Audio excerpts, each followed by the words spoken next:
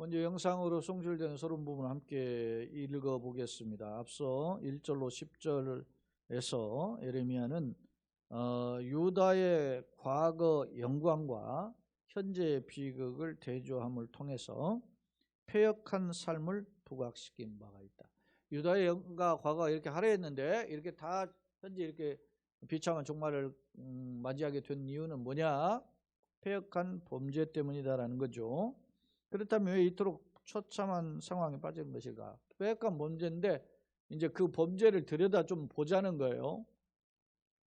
본문에서 선지자는 이스라엘의 현실에 대한 감정적 슬픔을 뛰어넘어 그냥 이렇게 현실만 보고 탄식만 하는 게 아니라 그 원인 분석을 해야 될까요? 자, 보십시다. 코로나가 옵니다. 코로나가 오니까 막 창걸 하니까 난리가 났죠. 우리가 여러분 보세요. 막 100명, 200명 할 때만 난리가 났는데 지금 2만 명, 오늘 2만 명이 돼요. 그러니까 그런 거 보면 예전에 우리가 너무 호들갑 떨었나 이런 생각도 드는데 다른 나라는 이제 또 그냥 다 오픈을 하잖아요. 뭐 인구 600만 명이 안 되는 네덜란드 같은 경우는 하루에 확진자가 5만 명이라 그러니까 100분의 1, 100명이면 한 명꼴로 이렇게 막 확진자가 발생하는 거예요. 우리 경우는 지금 2만 명이니까 우리는 약 한 5천분의 1? 아니, 한 4천분의 1이나 그렇게 되나요? 만 명이면 5천분의 1, 2만 명이면 2,500분의 1 정도 되겠군요. 그런 정도인데 아우성이죠. 뭐 근데 인터넷에도 기사가 뜨면 막 더 강화해야 한다. 뭘 강화하냐고 이제는 다 풀어 제치는데 다 해야지. 예? 뭐 소용 없다라는 거 다 증명이 됐는데. 예? 그러니까 여전히 막 벌벌벌 떨죠. 자, 우리가 이런 것을 통해 가지고 그럼 우리는 기독교에는 한 걸음 더 나아가서 이런 참담한 현실이 왜 벌어졌는가에 원인 분석을 해야 될 거 아닙니까? 그리고 그 원인의 분석을 하고 그거에 대한 대응의 어떤 방안이 필요한 거 아닙니까? 뭐 분석만 하고 보면 무슨 까닭이 있습니까? 거기에 대한 상응하는 대책이 필요한 거죠. 자, 현실의 감정적 슬픔을 뛰어넘어야 되는 거예요. 근데 탄식만 하고 있을 수 없다는 거예요. 뛰어넘어서 이 비극의 원인이 무엇인지를 이제 예레미야는 거론해요. 자, 즉 종교 지도자들의 불리함. 종교 지도자는 대표적으로 제사장과 선지자죠. 여기에 이제 덧붙여서 국가 지도자까지 포함하면 그 나라가 얼마나 패역했는지를 알 수 있어요. 그리고 백성들의 헛된 세상 소망. 백성들이 찾아가는 것들을 들여다보니까 그러면 종교 지도자만 타락했느냐? 백성들의 삶을 들여다보니까 백성들이 추구하는 것이 전부 다 헛된 것이라는 거예요. 썩어질 것, 사라질 것. 다 같은 공통점이 헛된 것, 썩어질 것, 사라질 것. 그런 것에 집착함으로 인해서 심판을 초래하게 됐다는 거예요. 그렇죠? 예전에 제가 그런 이야기 듣죠. 뭐 중국 어떤 고사를 읽어보니까 낮에 도둑질을 하다 잡혔어요. 그런데 야 이놈아, 다른 사람들은 밤중에 이렇게 뭐 담을 넘고 그런데 어떻게 너는 이건 대낮에 이렇게 담을 넘게 되냐 그러니까 사람 보이지 않고 욕심만, 돈만 보이고 그 재물만 탐나는 것만 보인다가 그렇게 되었다. 예? 여러분이 우리가 세상 자랑 막 이런 것만 자랑하다가 보니까 교회 역시도 그게 소위 말하면 안목의 종, 육신의 종, 이세계 자랑에 눈이 멀잖아요. 응? 이 세 가지에 항상 빠진다. 여러분 보십시다. 자, 돈을 사랑함이 일만하게 뿌리가 된다. 모든 악이라는 거예요. 일만 악이라고 하면 모든. 그러니까 여러분이 이 인생 문제에 있어서 넘어지고 하는 것들에 우리의 인생에 태클이 들어오는 것들은 다 돈이에요. 그러니까 내가 돈이 축복이죠. 돈이 있어야 뭐 감사도 하고 뭐도 하고 살 수 있으니까 그 축복이죠. 그런데 그것이 우리의 죄악의 뿌리가 될 수 있다는 것은 매우 엄중한 경고예요. 근데 그것이 축복인 것으로만 자꾸 포장을 해요. 내가. 내가 이렇게 사는 거 하나님 축복이다. 하나님 축복이다. 예? 근데 그 과정과 그 어떤 그것을 얻기까지 어떤 노력을 했는가를 들여다보는 현미경적인 자성의 어떤 모습이 없는 거예요. 교회마다. 성도마다 없잖아요. 아예 없다고 할 수는 없지만 그걸 들여다볼 수 있어야 될 거 아닙니까? 왜? 돈을 사랑 일만하게 뿌리가 된다고 했기 때문에. 그럼 우리가 그 점검해야 할 필요가 있죠. 자, 나라가 망했어요. 슬퍼해요. 슬퍼하는데 선지자 예레미야는 슬퍼함을 뛰어넘었어요. 그리고 어떻게 했어요? 이 원인이 어떻게 왔느냐? 코로나가 왜 왔느냐? 이렇게 생각해 봐야 되는 거 아니겠습니까? 그리고 그 왜 왔느냐를 돌아보고 거기에 대한 해결책을 우리가 성경의 말씀을 통해서 살펴보았다면 하나님의 음성을 들은 거죠, 그게. 그렇다면 그 뜻대로 우리가 결단하는 각오와 결단이 필요하다는 거죠. 근데 그것이 각오와 결단이 필요한데 이론은 좋아요. 쉽지 않단 말입니다. 내가 그렇게 살아가기가. 그래서 어떻게 갈등하게 되는 거죠. 이렇게 하나님 뜻이 이렇게 가야 되는 건데 세상은 자꾸 나를 이쪽으로 유혹해. 그러니까 갈등하게 되는 거죠. 마치 말이지 햄리스에서 나오는 투비오 나투비 하듯이 사느냐 죽느냐 이것이 문제로다 그러는데 사느냐 죽느냐가 누구냐면은 사실은 내 아버지를 죽이고 어머니를 빼앗아 가지고 저 왕을 차지했던 그 작은 아버지와 삼는 어머니 그리고서는 그 칼을 들고서는 죽이러 들어가잖아요. 햄릿이 작은 아버지와 함께 아버지를 배신한 어머니까지 함께 죽여야 되겠다. 칼을 들고 했더니 어떻게 해요? 자기 어머니잖아요. 그러니까 다시 칼을 다시 들고 숨기고 다시 나오는 거죠. 다시 들어갔다가 분노하고 다시 나오고 그 햄릿의 갈등을 표현한 것이 셰익스피어의 to be or not to be잖아요. 그걸 우리가 사느냐 죽느냐 이것이 문제로 이렇게 번역이 됐는데 갈등하는 거죠. 인생을 살다 보면 그런 그 갈등을 하게 되는 거 아니겠습니까? 우리가 그 갈등을 어떻게 이기겠어요? 에라 모르겠다 하면 지는 거죠. 그런데 감당할 수 있는 힘이 필요하죠. 내 힘이 됩니까? 강단에 있는 저나 믿음의 선배들 살아온 사람들 보세요. 우리가 지난 히브리서 강해에서도 조언했잖아요. 너희에게 가르쳐준 선배들 그들의 종말이 어떤 것을 자세히 주의하여 살펴보라 그러잖아요. 그리고 그들의 믿음을 본받으라.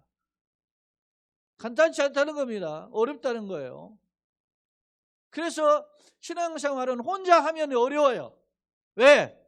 혼자 하면 대충 다 해보고 하죠. 그런데 옆에 있는 사람이 격려해주고 기도해주고 힘내라고 이야기해주고 그런데 그렇게 힘내주고 기도하고 격려하는 사람이 없어.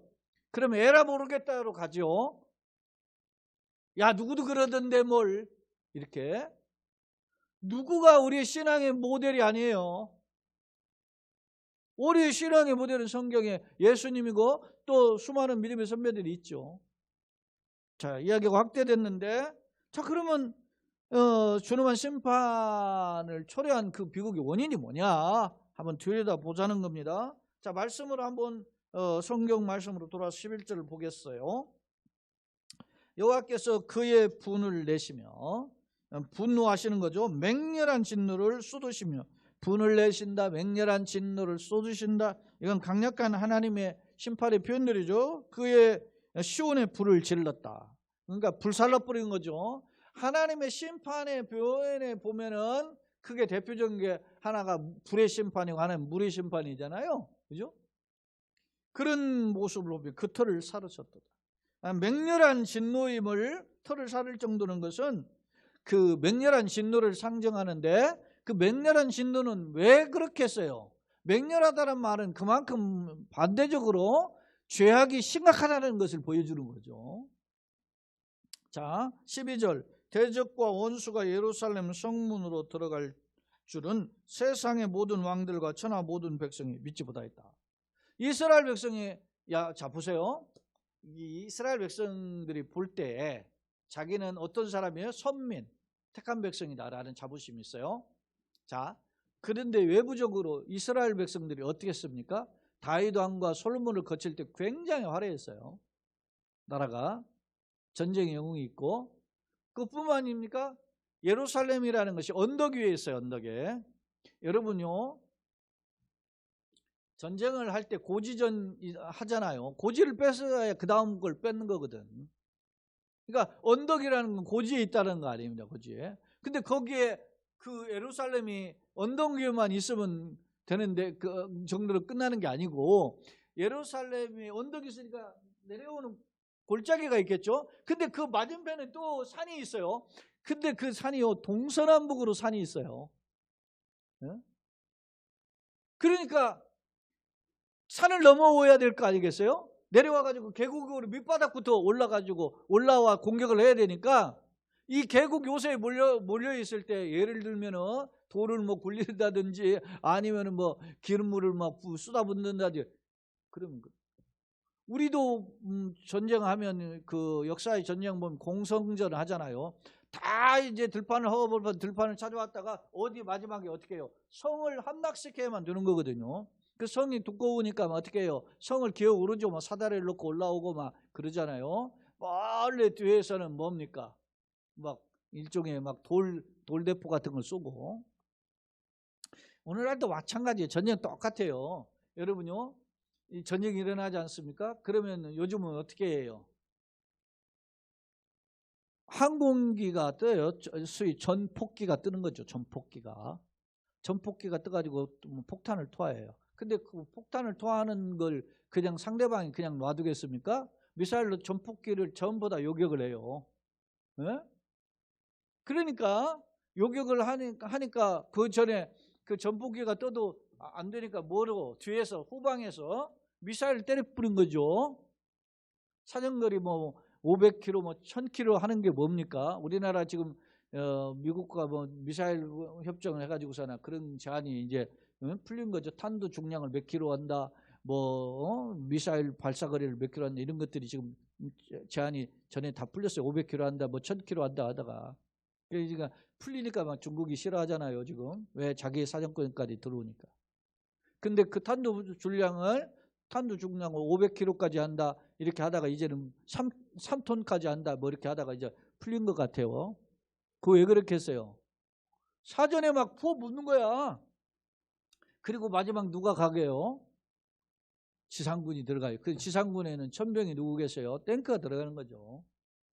이게 전쟁에 보면 좀 시나리오가 다 그래요. 자, 이스라엘을 함락시키려니까 누가 옵니까? 기마 군대가 오고 철병거들이 오죠. 이 탱크 같은 것들이 오죠. 오는데 언덕으로 올라오려니까 힘들죠. 보병이 올라와 봤자 힘이 뭐 위에서 합니까? 어렵죠. 그러니까 이스라엘이 본래도 힘이 강했는데 이러한 요새를 공격하기가 어려웠단 말입니다. 예루살렘을. 근데 예루살렘이 쑥대밭이 되어버린 거예요. 바벨론의 군대에 의해서. 그래서 자, 12절에 한번 그걸 생각해 봐요. 대적과 원수가 예루살렘 성문에 들어갈 줄을 상상도 못해서 세상의 모든 왕들과 천하 모든 믿지 못해 상상도 못한 일이 벌어진 거예요. 자, 그의 선지자들이, 자, 그러면 왜 이런 일이 벌어졌느냐? 자, 그의 선지자들, 하나님의 선지자죠. 선지자들의 죄와 제사장들의 죄악 때문이라. 종교 지도자들의 죄 때문이라 말입니다. 왜? 선지자들이 하나님 말씀 바로 가르쳐야 되는 거 아닙니까? 꽝 잡는 게 매가 아니라는 거예요. 너 그따구로 살면 너 그따구로 교회 생활하고 신앙생활하면 너 그러다 망해. 이렇게 가르쳐야 되는데 그렇게 하면 떠나간단 말이에요. 교인들이 떠나가요. 헌금도 안 해요. 그렇게 하고 좋은 말, 복 받아라, 예수 믿고 복 받아 자녀가 잘 되고 사는 형통하기를 원합니다. 이런 기도만 해주고 그렇게만 하면 막 몰려들고. 뭐 옛날에는 지금은 똑같지. 자, 제사장들은 어떻게 했어요? 재물을 가져오죠. 비싼 재물이어도 그거 흠 있다고 대짜놓고 자기 있는 걸 팔아먹게 하고 전부 다 돈에 눈이 먼 놈들이라 이게. 그래서 그들의 성읍 안에서 의인들이 피를 흘렸어요. 이렇게 하나님 뜻대로 살아가고 참되게 살아가는 사람들이 피를 흘려요. 그걸 주님이 아시고 심판하신 거죠. 어떻게? 바벨론의 군대를 통해서 심판한 거죠. 허용한 겁니다. 사랑하는 여러분, 우리가 때때로 예수 잘못 믿으면 우리가 욕하고 비난했던 불신자들에게 우리가 어떻게 해요? 묵사발이 될 수 있다는 거예요. 이걸 그대로 표현하면, 자, 그들이 거리에서 맹인같이 맹인은 방향성을, 초점을 잃은 사람들을 가리키는 일종의 표현이잖아요. 어디로 가야지 막 갈팡질팡하는, 방황하며 그들의 옷들이 피에 더러워졌으므로, 죄악에 더러워진 거죠. 그들이 만질 수가 없을 정도로 되었다는 겁니다. 그들이 누굽니까 지금? 종교 지도자들. 자, 사람들이 그들에게 외쳐 이르되, 자, 그러면 이제 종교 지도자들, 선지자와 제사장들을 향해서 뭐라고 외치느냐? 자, 저리 가라, 부정하다. 저리 가라, 부정하다. 저리 가라, 만지지 말라. 누구한테 하는 말이에요 지금? 옛날 뭐 지금 한센병으로 바뀌었죠. 문둥병이죠. 나병이죠. 그런 자들이 오면 못 오게 한 거예요. 왜? 이거는 저주받은 병이기 때문에 접촉하면 부정하니까, 나도 옮으니까 부정하다, 저리 가라, 부정하다 쫓아냈단 말입니다.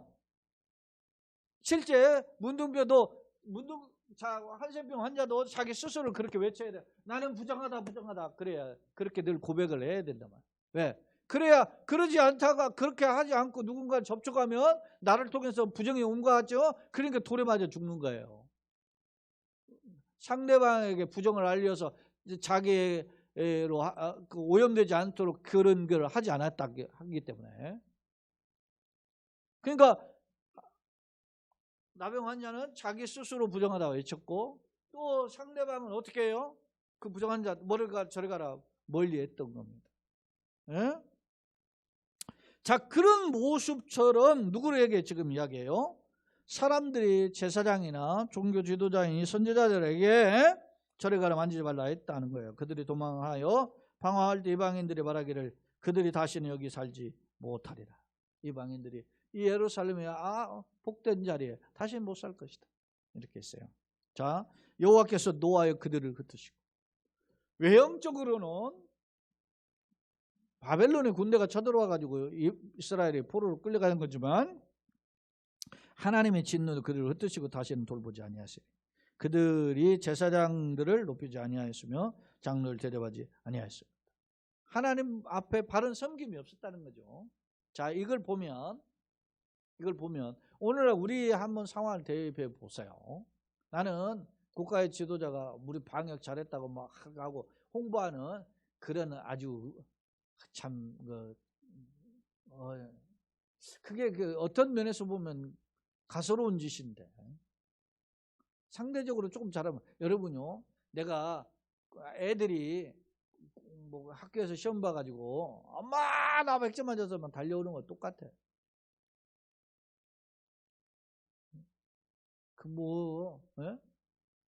대단한 거라고. 지금 못하고 어렵고 힘든 사람들 좀 돌아보는 그런 게 필요하잖아요. 막 때려 막아가지고서는 못하게만 해놓고서는 잘했다고 할 수 있습니까? 제가 분명히 경고했어요. 2년 전에 그런 비유를 해서 칼로서 흥한 자는 칼로서 망한다. 제가 분명히 얘기했어요. 이 정권이 이 코로나로 인해서 정권이 통제하고 이렇게 하는 것에 많은 어떤 소위 말하면 득을 보았어요. 근데 이것 때문에, 코로나 때문에 국민적 저항에 직면할 거예요.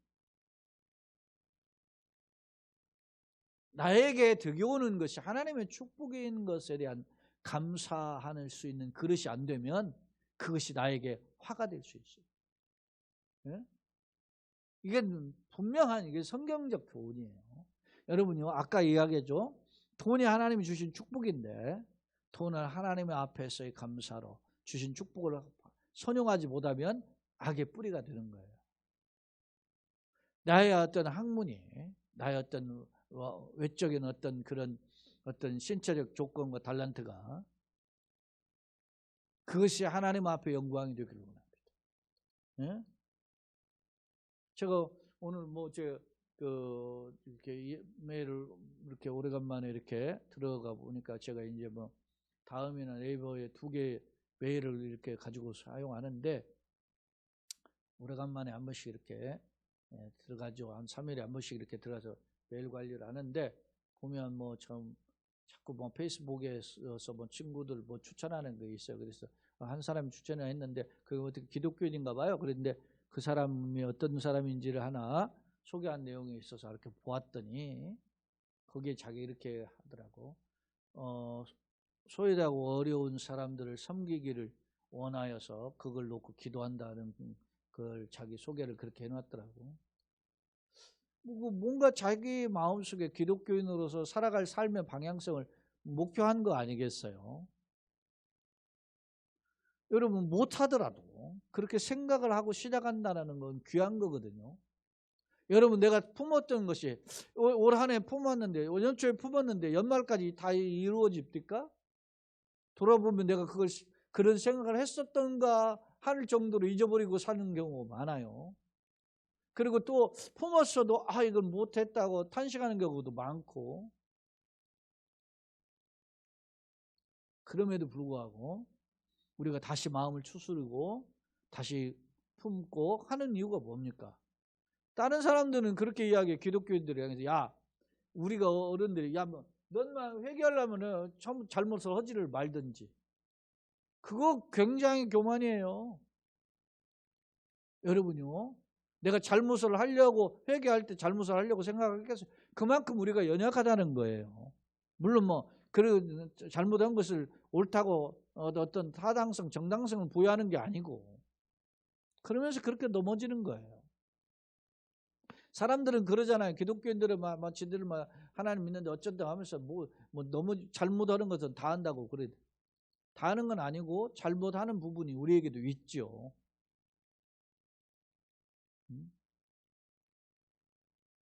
제가 꽤 오래전에 한 10여 년 전 자료인 것 같아요. 거기에 보면 그때 노무현 정부 때 했던 통계인데 10년이 더 된 거죠. 그러니까 거기에 보면 소위 사회 영역에서 소외된 그룹이나 이런 걸 돕는 비영리 단체와 같은 그런 그룹의 돕는 어떤 사회에 어렵고 소외된 것을 돕는 그런 복지의 어떤 소위 말하면 소위 그걸 선정을 했는데 거기에 보면 전부 대부분이 종교단체들이 해요. 그런 일들을 사업을 했는데 68%가 70%가 안 돼, 조금 안 되죠. 68%가 그 단체 중에 68%가 개신교 단체랍니다. 교회에서 합니다. 우리가 꽤 좋은 일을 많이 하고 있어요. 그러나 여전히 세상 보기에는 양이 안 차기 때문에 우리가 그것을 세상에 한다고 떠버릴 것은 아니지만 우리가 여전히 해야 되는 거 아니겠습니까? 자, 이야기가 좀 다른 각도로 갔는데, 자, 다시 성경으로 돌아와서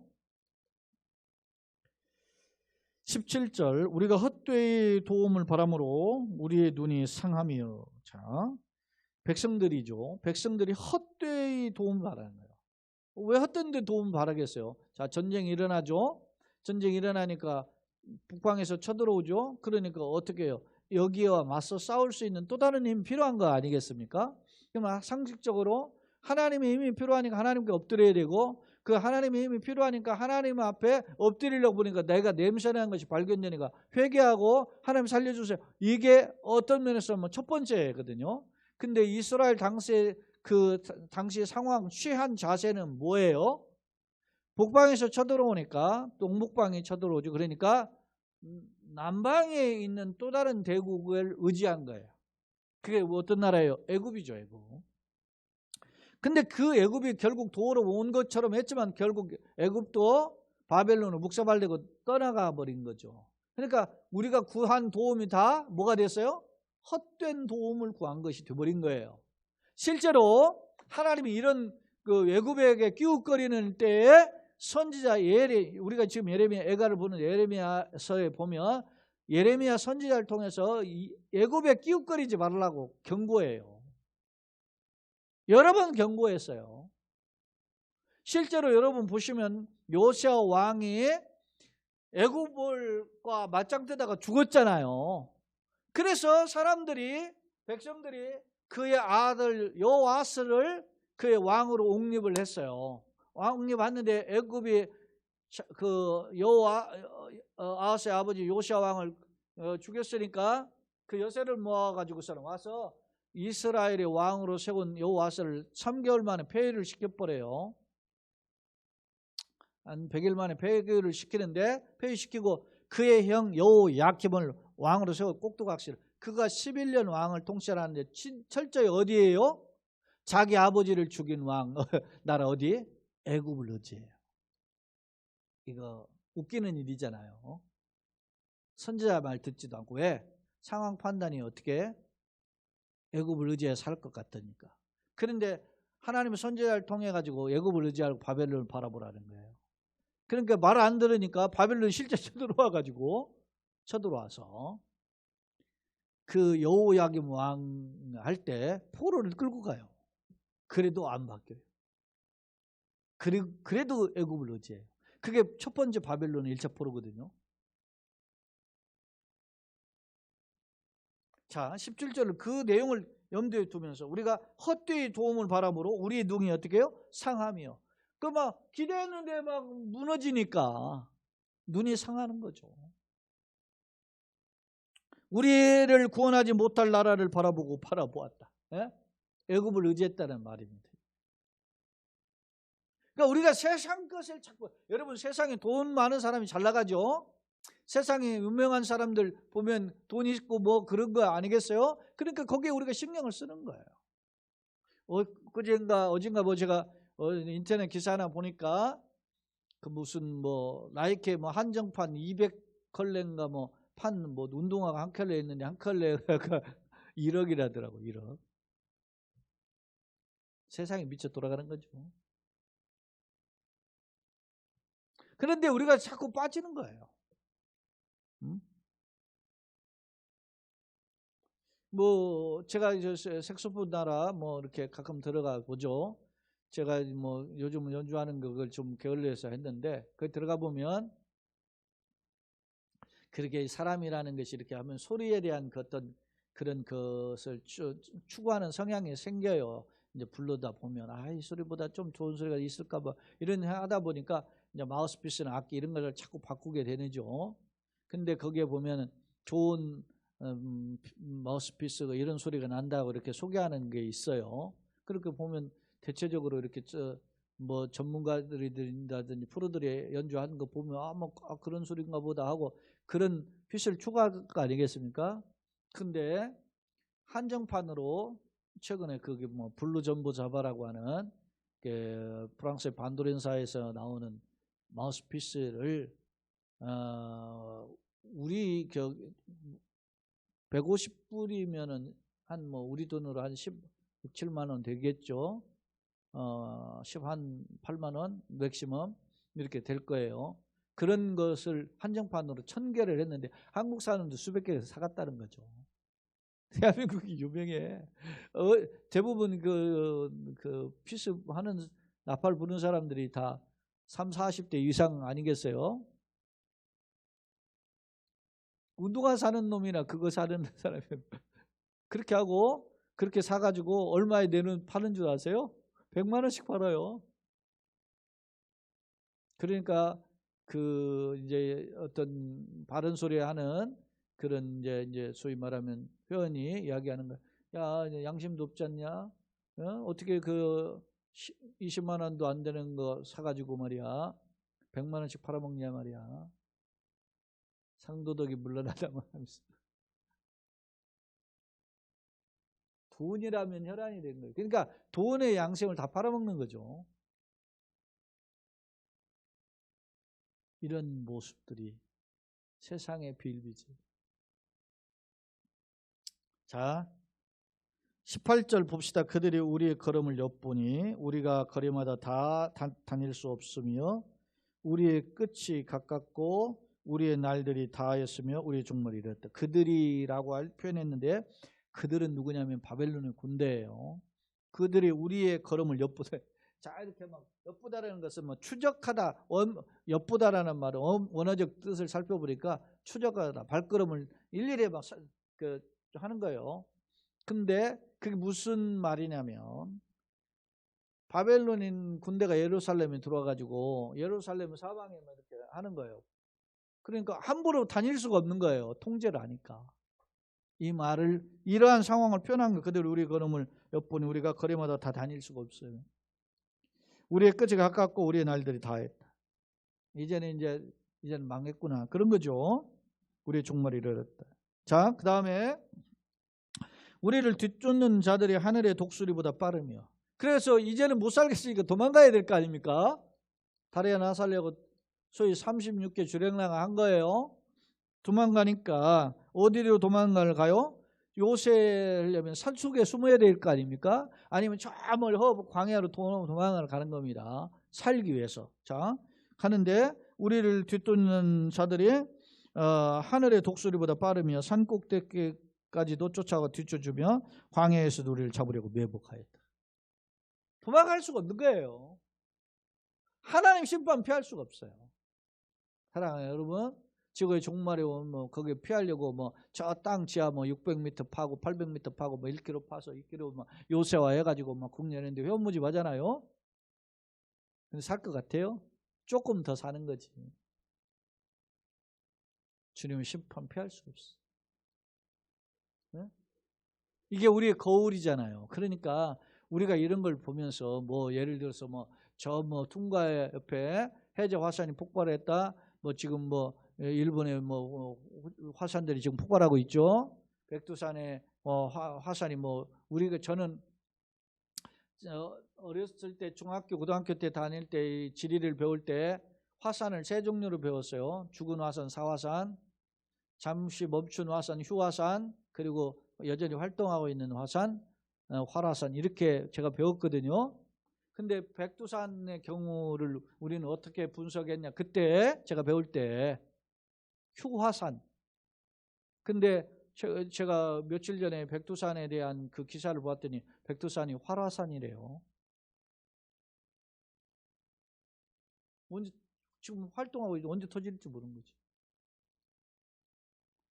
사화산 같은 건 완전 죽어서 있는 쓸모없는 화산이. 네? 근데 터지잖아요. 제가 이야기했죠.